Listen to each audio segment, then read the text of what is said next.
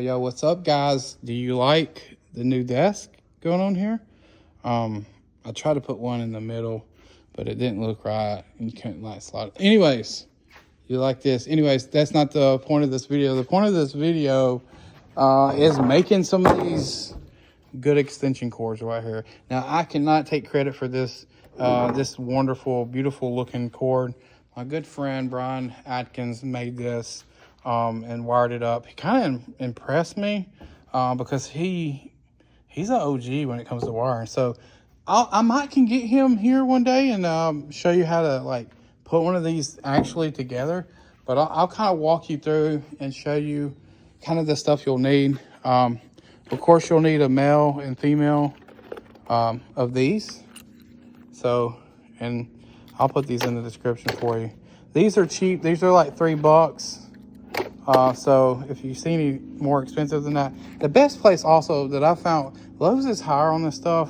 I don't know why, maybe it's just my local area, but Home Depot is going to be your best friend when it comes to making these wires. Also, when you buy these, get the dollar ones. I found these dollar non-tamper plugs. These are 20 amp. The reason I buy these is because if you can see in there, there's a little white plastic thing. They are a little tough to plug stuff into, but kids can't stick their finger in there. They can't stick anything metal in there and end up, you know, and I'm not gonna say it, but you know, hurting themselves. That will keep them from doing that. And the reason we do it is because we put these at our shows. So they are sitting on the floor running to people's booths. So you would not want a little kid coming around and poking their finger down in there, of course. So make sure you get the non-tempered. You'll need some of these. These are 3/8. My good friend Brian, I want to probably mention his name a lot. I bought the wrong ones in the beginning, but you're going to want these open ones. And you can't really see it, but again, I'll put a link. You're going to want these. Because you're going to need 2 per plug that you make. You're also going to need a ton of these. I can't stress enough. Just go ahead and buy you a couple hundred of these. You're going to need them, especially doing this mini that I'm going to make. I'm going to make like 20 of these things. So, yeah, you're going to need that. Also, what else we got here? I also have some little switches as well. So, and I'll explain this later. Brian's going to hate me because my idea for this. So we're going to build another one of these to where you can plug it into here and have 2 of these.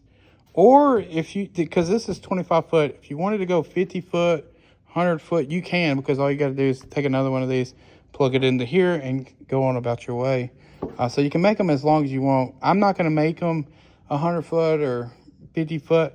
I'm going to make all of mine 25 foot because you can just plug them together and, you know, that way you can have more of them. Anyways, Brian's going to hate me because I had another idea. So my idea is to build another box and put it about right here and have this and another switch. That way, when you're at a show, instead of having to go to behind the curtain or in a back room where this is plugged up, you can just reach down at your booth and flip this. Now, I will have to find a little box that it has a cover because you wouldn't want a kid coming by and flipping that and playing with it because it would turn all your stuff off, of course. But they do make covers where you can, you know, lock that off, put a padlock, whatever, to keep a kid out of it. I just thought that would be a good idea. I'm probably not going to do that for all of them, but I would like to try that on one. Let me know your thoughts on that. I don't know if that's a stupid idea, but that's just the idea I had. Brian probably will say different, but we'll see. Also, I'll show you over here. I'm painting these. These are flat black. Now, Brian told me not to paint these, but I think they look great black. Let me know the thoughts in the comments, too. Do you like them silver? Or do you like them all blacked out? My thing is, I like them all blacked out. Also, sorry, I'm getting distracted here. Let me grab 2 of these so I can explain something to you.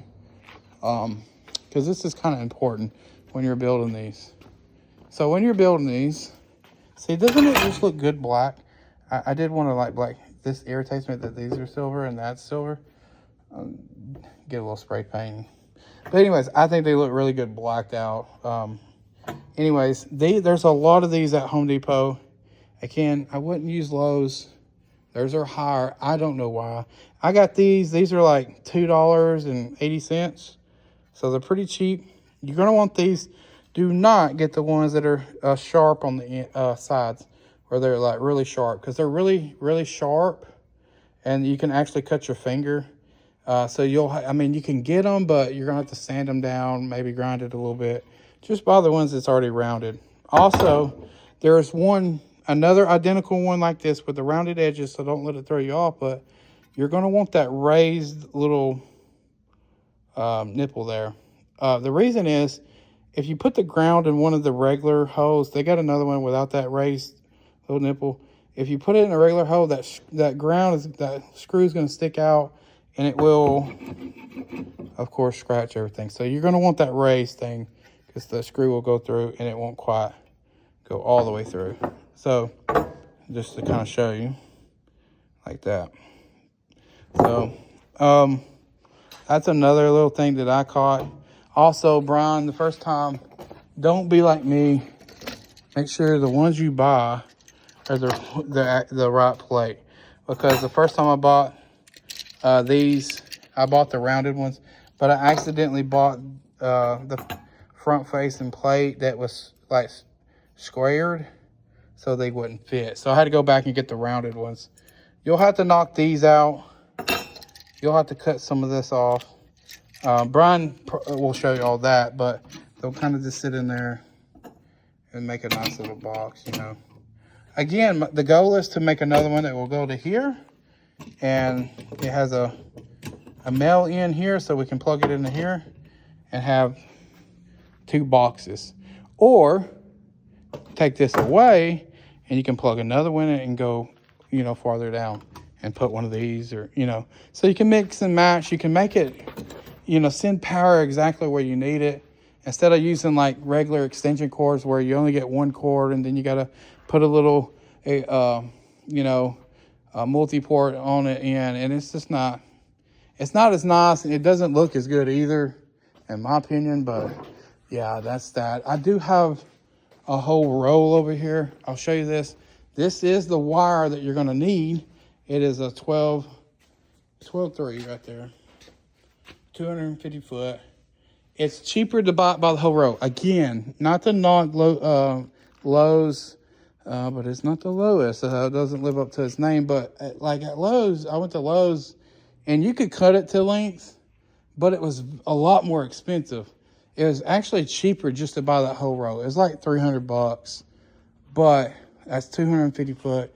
It'll make you at least 10, 25 footers, if I'm not mistaken, maybe 9. Because Brian, I think, made 9 out of the last row, but he did have to cut some off to use this jumper. So hopefully he saved those so we can make 10 this time.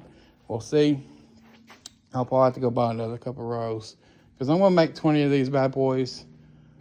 Yeah, you don't want to use a regular extension cord, because, like, look, they're kind of, this is not an extension cord, but same size. They're just small and rinky dinky. They can break easier. These are more durable. They're thicker. They look better. They're more professional. Also, a little pet peeve, get these Rapids. I'm not sponsored or anything by any means, but these things are really cool. You put them on, they stay on there, and then you can just wrap them back up. You can hang these up, or I got a whole case of them right here. But yeah, maybe in the next videos, I'll get Brian to show you how to wire these things up.